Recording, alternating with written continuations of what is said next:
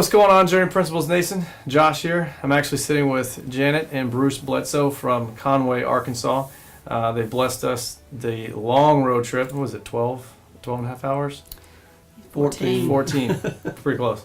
14 hours to come out here and experience the Journey Principles in the flesh. And what we're going to do today is just talk a little bit more about specifically what the Journey Principles book by Scoggins has done for them in their life. There's a lot of different things you can pull from this book, but we're going to drill down specifically of how it's blessed them. So how you guys doing? All right. Just fine. Thank you for having us. Thanks for showing up. So just an overarching question just about the book, the Journey Principles. It talks about your journey matched up with God's principles. What's one or two things that really sticks out to you that you pull from the book and apply to turn your life in a more improved direction? For me, the first chapter, you're a giver or you're a taker. You're a giver if you follow God's principles. You're in His love, and you give and you give. Takers live in fear. They live in sorrow and the negative. Yeah. And the more you live in that principle in that realm, you pull further and further away from people. You pull further and further away from God, and you actually start to push people away, and you isolate yourself, and you live more and more in the negativity. Yeah. And it's, to me, that was just like, wow. I knew it, but applying it like that was different. It was eye-opening, and it came at a time when I really needed it. It actually leads into another point of the book. There's another chapter in there that talks about isolation as a trap. She kind of walked you through a bit of a step-by-step process of what happens in your life. You're either a giver or you're a taker. And if you choose the realm of taker versus giving to those around you, you end up finding yourself in a trap. Yeah, you trap yourself in isolation, and it's harder and harder to come out of. Yeah. Hey, do you think that you could come out of that by yourself, or Oh, Lord, no. you need something else? I think it leads you down into depression, and maybe even where people contemplate suicide.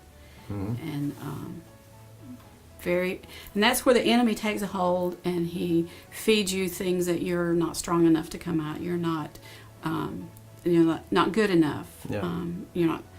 Nobody's going to care. Why should you try? Blah blah blah. Yeah. And the only way you can come out of that is if a brother or sister leans down and gives you a hand up, and always the Lord. Yeah. If you don't have the Lord as the center of your life, you're not going to get out of it. And That's I think that may be why we have more suicide today. That's very true. So, Bruce, what did after reading the book and kind of studying it, I mean, you guys mentioned to me earlier that you kind of use it as a study guide. You read through it, and now you're kind of going through it as a study guide, which is great, especially since the Journey Principles is actually coming out with a study guide and a coaching system. What are some things that you pulled from it that's really helped you out?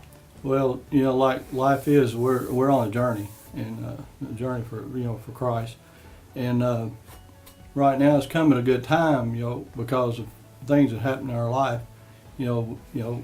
death. It's come at a good time to help us through it. Yeah. Life's going to be a conflict. You're going to have ups, you're going to have downs. Absolutely. So I think that's what it's really meant a whole lot to me right now. So it's kind of helps you deal with some death and some sorrow right at the opportune moment is when this book was presented. That's right. There's actually a chapter in here. It's Journey Principle 6, Sorrow is an Illusion. Can you elaborate more on how that chapter specifically has helped the two of you? Well, it just see where you really are at, Christ is with you all the way through all those steps of sorrow. Yeah. You don't get mired down in the grief and the loss. They're in a better place. You know that you're going to see them again someday, and it helps you to see the positive side of and the blessings of having had that person in your life. Not to be mired down in the sorrow and the grief and the pity. Yeah. There's different levels of sorrow that you can step through, and everyone steps through them at different paces according to where they're at in life, their level of maturity. But what are some you specifically, when the journey principles was introduced into your life, how did you then apply it versus before? So picture going through that sorrow without the journey principles book, and you already know how it did for you in your real life.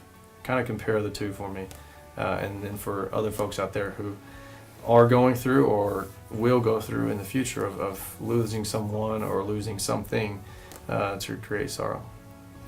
My mom had just passed. She had gone down the road of Alzheimer's, and it was very difficult to watch this woman who was very in control of her life go through she had the stages of anger and rebellion, childishness, and all that sort of thing. So those are the kind of memories that were in my mind as we let her go. And it was very difficult for me to work through all of that. Reading that book on how sorrow is an illusion, it helped me to see that that's a part of grief. It's a part of what I needed to go through. I wasn't like trapped in all of those thoughts. It was almost like a release and letting me say, okay, let go of this. The anxiety that you felt was an illusion, in that she's a whole body now. She's a whole person in heaven with the Lord, and she's happy. And I could rejoice in that and not hang on or be fogged up with all those memories of the really, really hard time that we had at the end. Yeah, and you said that the Journey Principles book probably helped give you some guidelines for that. It did, and it just so happened that we lost her at the end of December, and you gave me that book for Christmas, and that was the book that I started reading. So it was just God's hand right there for me. It was perfect. Absolutely. It helped me get through the grief a lot quicker and not to be so confused. Yeah. So really, for all of you guys out there in the Journey Principles Nation, this is just one small piece of what the book can offer, not only you, but those around you as well. Everyone's going to go through something like this in their life, whether they have or they will go through losing someone or something that they hold very near and dear to their heart. But really, the overall theme of the book is overcoming obstacles. Every single one of us is going to have obstacles in life that hold us back from our true, full potential of what we can be. And that's exactly what God wants us to do, is to reach our full potential. But it's almost like kicking water and treading water for so long. You're going to tire out eventually.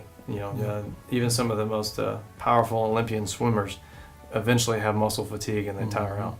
So what happens when you start to tire out and you start to sink, as you go closer and closer to drowning, really the only way to get back up is to hold your hand out and have someone stronger than you at that point on more solid ground to pull you up.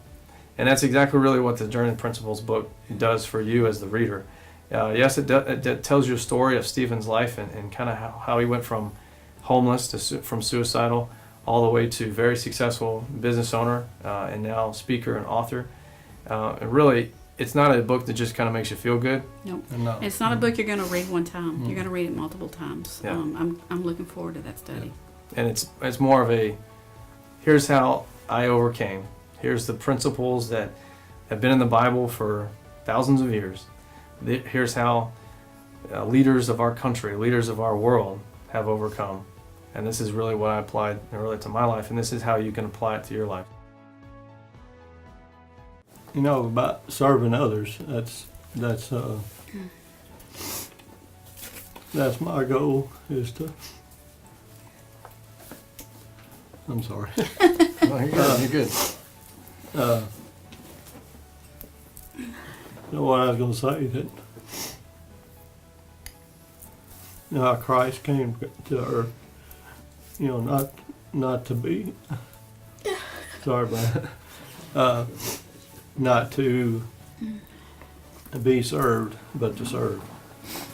And I feel like that's what we should be doing too, is to serve others. And that was in his chapter, principle number 8, I think it was. That, Gil's had a hold of us long enough.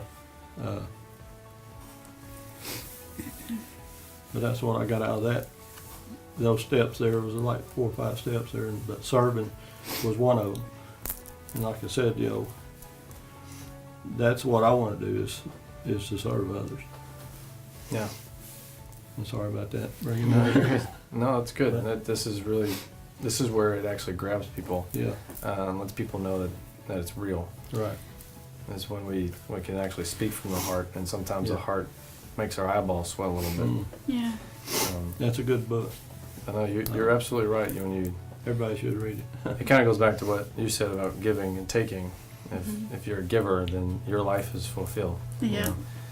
You know, I Zig spent too Ziglar's- much time on the taker part when I really wanted to talk about the giver part, where you're so much more fulfilled, you're so much more happier, and it's a whole new journey Yeah. Yeah, just in giving yeah, and being able to help other people and absolutely. Yeah, make the world better. Yeah. it actually fulfills you a little bit more too. Mhm. It fills your Yeah. cup whenever you're filling other cups. It's a joy that you don't get any other way, Mhm. Yeah, and people miss out by not doing it. yeah. One of the most profound motivational speakers and authors that have really walked this earth, as Zig Ziglar said Yeah. many years ago, that you can have anything that you want in life as long as you help those around you get exactly what they want. Right. Which is scriptural. Mhm. That is. It is very scriptural. Yeah.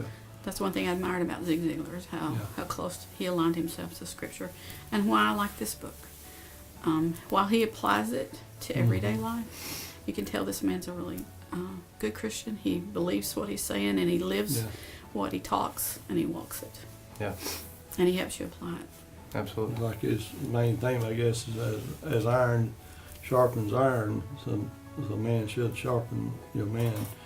And that's the same way you should be to serve one another. The choice is yours. Do you want to live a life of victory or defeat? Absolutely. Yep. Yep. So some more real raw footage of what actually the book can speak to you.